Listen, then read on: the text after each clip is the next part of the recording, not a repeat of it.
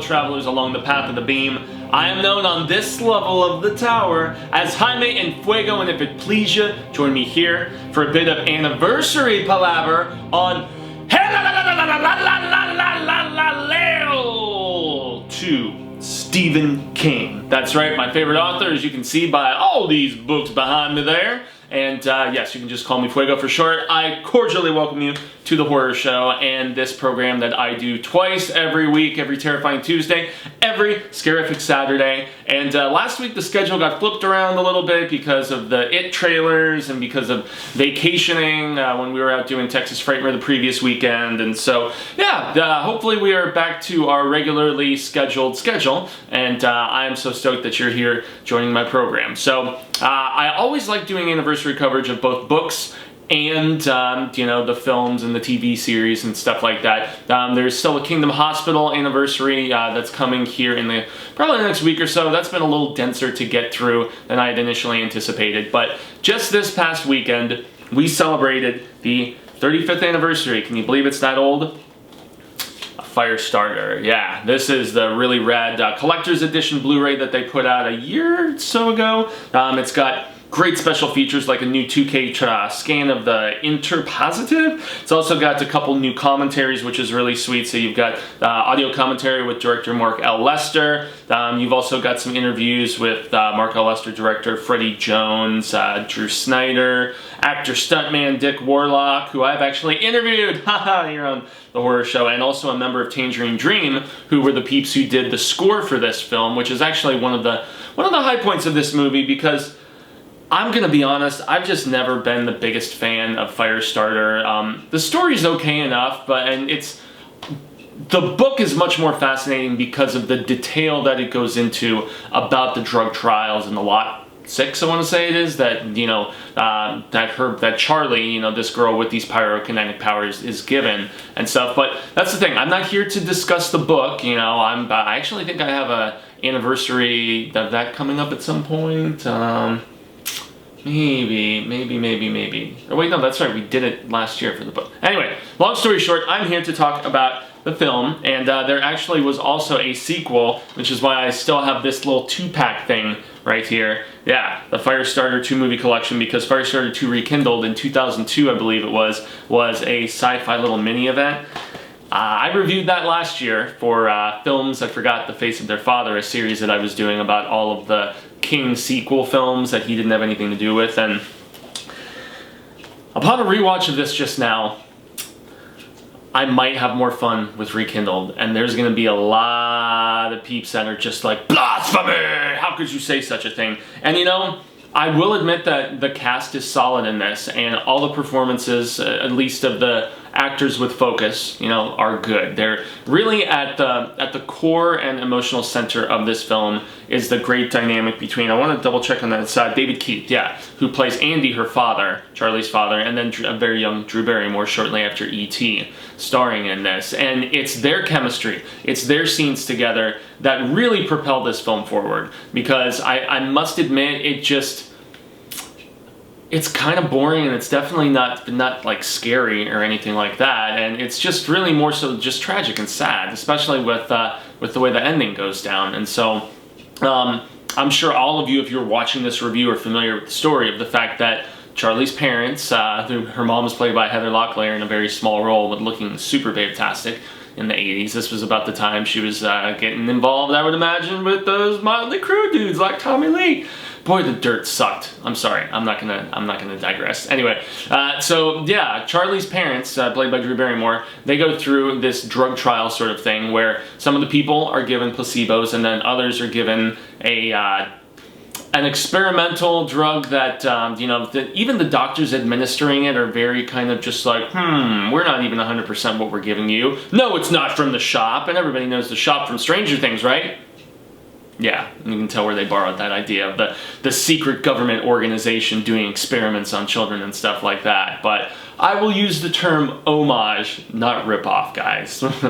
But yeah, so her parents, obviously something stuck with them, and they end up having a child that, you know, has these pyrokinetic powers. However, Andy, the father, has almost like, I guess I would describe it as the push You know, basically, if we're going to do king terminology and just like, you know, terminology in general of where you can be just very persuasive with people and get them to do stuff, and it's a power that he uses throughout the film for them to evade, just like, okay. And that's really all the film kind of entails, because we get just flashbacks at the very beginning of, you know, just how the trials go, and then we get another flashback to just Charlie struggling, you know, with trying to like control the powers, and her father attempting to train her, and just the mother, you know, she gets her hands lit on fire and stuff because Charlie is having just difficulties controlling it, and it's tied in with her emotions, and so if she gets like angry, that's where there's that probability of her to just set somebody on fire. Like she gets mad at Mama Bear, you know, when she's like, it's time to go to bed, Charlie, and she's like, I'm not tired, set Mom on fire, and it's just like, okay, you know, this is beyond just burning a piece of toast. So, and then the shop, you know, we have another flashback where the shop shows up, and, well, you see the aftermath of the shop having shown up, and, yeah, Mama is taken down by the shop, and it's a really, it's actually a scene where the actor David Keith, once again, who plays Andy, he does show some legit emotional range throughout this movie, and I think his performance is actually pretty on point. It's really good. It's far better than you know, the one that we see in flashbacks in the rekindled miniseries, the sequel. But yeah, so he's good, and Drew Barrymore's good, and I mean, you've got two great actors, okay, in Martin Sheen, who is like the head of the shop, so to speak, and then also in you know, none other than Patton himself. Yeah, that's right, playing Rainbird, which was just the weirdest casting to see George C. Scott in the role of a Native American, like, silent killer guy. They have him rocking the ponytail and stuff, but it stoops. And even though he has some very effective scenes that I will give credit to, I just really don't know what they were thinking with that casting, man.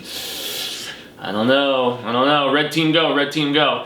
He does have, like, there's one scene in particular near the end of the film where, so what his character wants to do, aside from helping the shop finally capture the two of them, the father and daughter, and taking them into custody to be experimented on and trying to harness Charlie's power and all this other stuff.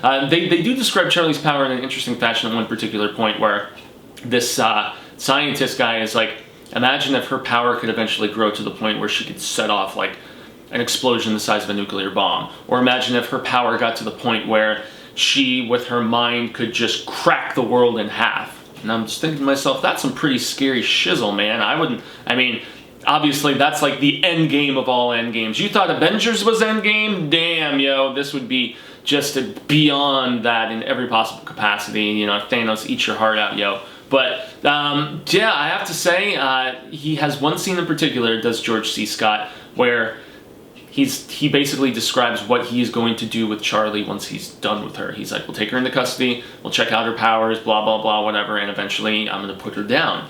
And he's like, he gives this very chilling monologue where he's like, I will punch her in the jaw, and pieces of her skull fragments will float towards her brain, and perhaps I can take some of her power with me into the other world. And even Martin Sheen standing there just like, what the fuck, dude? Like, what are you talking about here?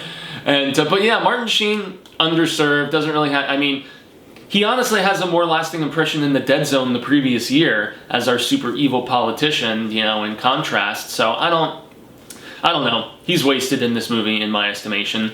And George C. Scott, despite a couple weird scenes, like, he just has the whole manipulation factor going on with Charlie once the shop actually, you know, gets her in their possession, and he's posing as this orderly, like, maintenance cleaning guy, and, you know, he befriends her, and he's, like, taking her out on horse rides and stuff. It's all just so cheery, happy-go-lucky, boring, you know? And it starts out, as I said, you know, beat, escape the shop here, beat, escape the shop there, set some things on fire, whatever, but there's never any dread. I don't even really see how this movie earns its R rating with the exception of one scene where a character gets shot in the forehead. That's really the only gore. There's no profanity, really, or a very, very minor amount. I'm trying to even remember. I just got done rewatching this, but there's maybe an F word or two here or there, but I don't know, maybe it was because of the fact that everything Stephen King at the time was being rated R, you know, from The Shining to Christine to Cujo, all of these were coming out around this time, and I don't know, this was a very faithful adaptation, but it just, maybe it just didn't transfer as good to screen. I don't know. I actually felt like the modern effects and the silliness in Rekindled, and Rekindled also expands on kind of the mythology in an interesting fashion and gets all kind of like X-Men style with it, and a new crop of a bunch of kids being trained at the shop. So that's the thing. Now I want to watch Rekindled because it's got that babe from Boy What Hot, and then she was one of the girls in the Mighty Ducks. She was like the main girl in the Mighty Ducks movies, but she is super pretty. I want to double check what her name is. Marguerite Moreau. Wow. Yeah, she plays a great grown-up Charlie in my estimation. Even if that event on Sci-Fi was definitely not like the most inspired piece of filmmaking or anything, I don't know. I liked Malcolm McDowell in that. I actually liked Malcolm McDowell better as Rainbird, I gotta say, because he gets burned up in this and you presume he's dead, and then in the sequel, like, he shows up and his face is like all super burned and scarred and stuff. And so I don't know. This is not a bad movie, but it's really just not that interesting of a movie at the end of the day. I do really like the Tangerine Dream score though, and they did scores for, they were like a German like synth pop kind of group, and you know, they did their records proper, but then they scored like, I think it was like at least 30 or 40 movies, if not more. I love the Legend score that they did. That's one of my personal favorites. Near Dark, that's another one. I know they also did like Risky Business and a few other things, but I still feel like they're trying to remake this right now at Blumhouse, okay? And we haven't heard any additional information in quite a while since it was announced, about a year ago, I want to say, and I think they even have a director attached whose name is eluding me, but I feel like this is a story that something more interesting and visceral could be done with, because the book is, while not one of my personal favorites, the book is strong. It's solid. It's solid early King. I mean, I like it better than Cujo. I like it, I don't know if I'd say I like it, but it's like on the level with Christine as far as I'm like, that's pretty good. It's pretty good. But I mean, when you stand it against stuff that came out around the same time, like The Dead Zone and Salem's Lot, and you know, God, The Gunslinger, obviously, it just kind of, I don't know. It just doesn't really do it in Pet Sematary. I mean, this is when King, you know, it's 1984. King was at the peak of his popularity, or at least he had just hit that stride. He was the king on the top of the mountain at that particular point. And it just makes me wonder with the director, especially this Mark L. Lester guy that they brought in for this film. He was a last minute replacement because originally, y'all, it was going to be John Carpenter directing Firestarter. And he even had I want to say the name was Bill Lancaster, the guy who, he scripted, like, he was an actor doing westerns and stuff at first, but then he did the script for Bad News Bears with Walter Matthau, and then he did the script for The Thing with Carpenter, and Carpenter had just done Christine. And so imagine if, you know, Carpenter comes off a hit with The Thing and Christine, because I think they both came out the same year. Maybe The Thing was the year before. Anyway, they both came out like right within a year or so of each other. And whereas Christine was the big box office hit, The Thing bombed. And because The Thing bombed, that's why they scrapped the script that was written by that Lancaster guy who did the adaptation of The Thing for Carpenter. And so could you imagine if we got a Firestarter movie that had John Carpenter directing with the same guy who penned his script for The Thing? Mind blown what that could have been. So I don't know, y'all. It's good enough, I guess, is what I will say about Firestarter. Now I know that this is one that certain people hold near and dear to their hearts, but I really think it's more so just the element of nostalgia involved and just the genuine awesomeness of that, you know, just dynamic between Andy and Charlie, between father and daughter, and it's really sweet and it's really cute.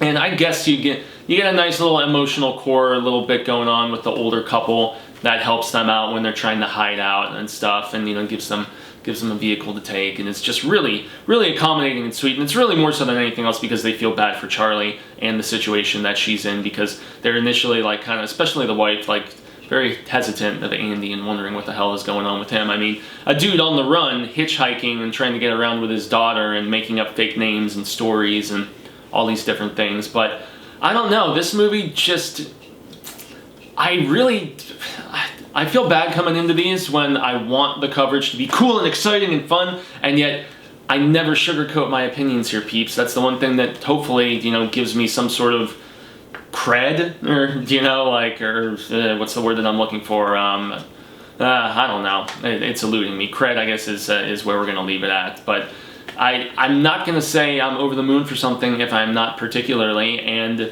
yeah, Firestarter for me, it's not the bee's knees. But hey, if you dig it, if you like some of the pyro, I guess the pyro at the end where Charlie goes like bonkers and like destroys the shop headquarters, yeah, that's cool enough, I guess. But really, it's just it's a movie that doesn't hit the mark for me in a lot of ways. And so once again, Blumhouse, let's see what y'all can do, and we can all muse about the film that could have been had Carpenter actually had success with The Thing and got to make this his next project, which was originally what was going to be going down. And King approved the script apparently and really enjoyed it. And from what I was doing in my research, it was apparently a not drastically different take, but nowhere near as faithful as the feature that we ended up getting. So who knows what they could have tinkered with and twisted with and made crazier or more elaborate or gorier, for instance. I mean, I don't know. We see people running around on fire, all these different stuntmen, but I mean, you could sit like, I want to see somebody getting their face burned off and like Indiana Jones shit going on and melting faces and all that stuff. Like, that's the kind of stuff you could do with pyrokinetics and with Firestarter. So, hey, maybe Blumhouse goes for the win, but let's just make sure they actually get it made, before we even start getting ahead of ourselves there. So, I've been Jaime and Fuego. I honestly recommend, if you have any interest in hearing my additional thoughts about Firestarter 2 Rekindled, the sci-fi film with, Marguerite that I mentioned. Just search in the Stephen King themed playlist that we have here on The Horror Show, and that's where you can find all of the 150 plus episodes of this program that I have done in the last couple of years. This is season 3 of Hail to Stephen King, and it's just a pleasure and an honor to bring this program to you every single time. And yes, we did do a trailer reaction to Chapter 2, and you can find it here on the channel. Cecil and I both did separate ones, as a matter of fact, because we couldn't synchronize the times and whatnot. So yeah, you got double analysis. You got 2 videos and 2 different takes and perspectives and stuff like that, which is cool. So once again, I've been Jaime and Fuego. You can find me on all social media sectors like Twitter, Instagram, Facebook, YouTube, where I have my own personal channel called Infuegotainment, which is spelled like you see just right over there. Yeah, there it is. It just popped up, didn't it? The magic of post-production. Yes, that's where I do everything that's not horror. So, comedies and action movies and, sci-fi and silliness like that. I've been doing Star Wars canon coverage over the course of this year. So every month I'm doing a new feature film. So I've done the first 3 of the prequels. I'm doing everything in timeline order. I've done the Clone Wars. I'm about to do Solo later this month, and then Rogue One will follow. But I'm also doing a few other odds and sods here and there. I have a Darth Maul comic review from that Marvel series, which is coming this week, and then I just put up my review of the latest novel, which is called Master and Apprentice. Takes place before Episode 1, and it's about an interesting mission that Qui-Gon Jinn and Obi-Wan go on, and then on top of that, I also have done some reactions and Oscar coverage of all 8 of the best pictures. So if you're into that and want to check it out, please do. I would greatly appreciate it. But obviously, you're here for Stephen King, and if you're here for Stephen King, you're probably into spooky shit. So you need to make sure to like, share, and subscribe to this video. Hit the bell so you get notifications here on The Horror Show. Anytime we put up new videos, we do 1, sometimes 2 a day, whether it's a trailer reaction or a film review or convention coverage, interviewing directors and celebrities and stuff like that. I recently at Texas Frightmare got to have an awesome chat with Chad Archibald. He's the director of a fantastic new film that's on VOD now and in select theaters called I'll Take Your Dead. It was one of the best films that Cecil and I saw, not just at the Phoenix Film Festival, but in my estimation, and obviously the International Horror Sci-Fi Film Festival, but it's one of the best movies I've seen all year. I absolutely loved it. He also did a great film called The Heretics, so if you want to check out that interview, it's here on the channel as well, y'all. And the last bit of plug coverage that I'm going to do, plug it up, is the Hail to Stephen King Facebook group, where we have almost 500 members now, and I know there's other big groups of tens of thousands of people in them and whatnot, but we have a very closely knit quartet on that Facebook group. I am the sole admin and moderator on there. Only stipulation that I mention is that you have to keep all of the talk to the King clan. So we talk some Joe Hill, occasionally Owen, and Tabby and stuff. So yeah, that's where you can share some palaver with some awesome people. Pretty much everybody on there is very copacetic, agreeable, and we have great kef and it's truly a blessing and an honor to have brought some of those peeps together. So, and lastly, I got to say that the Stephen King Book of the Month, because we do a Book of the Month club here on Hail to Stephen King, is Hearts in Atlantis, and I did mention this earlier, and I've mentioned it on social medias a few times, but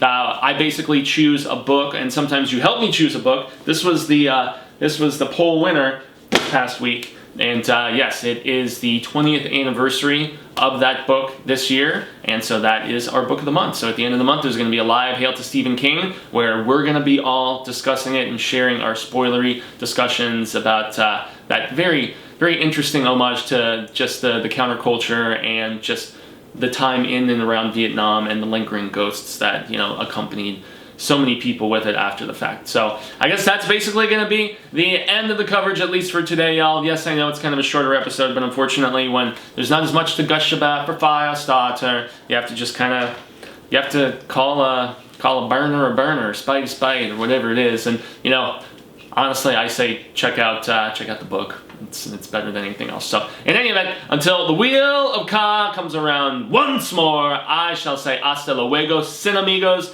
and constant readers and viewers alike. Say thank you. I hope that we get to see one another sooner rather than later. And until that instance occurs, remember, stay scared and read Stephen King.